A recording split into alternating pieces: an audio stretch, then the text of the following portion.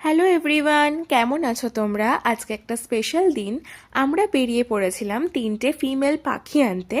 আমাদের কাছে তিনটে মেল পাখি ছিল, কিন্তু ওদের কোনো পেয়ার ছিল না।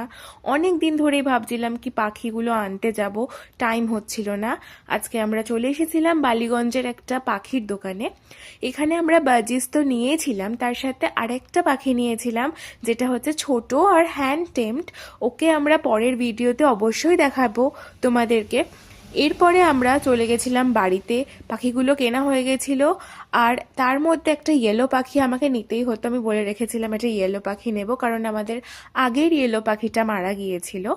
আমরা নিয়ে চলে এসেছি বাড়িতে। এবারে ওদেরকে, যে আমাদের বাকি পাখিরা আছে ওই কেজে ছাড়ার জন্য ওয়েট করছিলাম, ওদেরকে খাবার দিচ্ছিল সোমেশ। এবারে আমরা চলে যাব, এই যে এটা হচ্ছে বারান্দা, এখানে আমাদের পাখিগুলো থাকে। তোমাদের কাদের কাদের বাড়িতে পাখি আছে অবশ্যই আমাদের কমেন্ট করে জানাবে।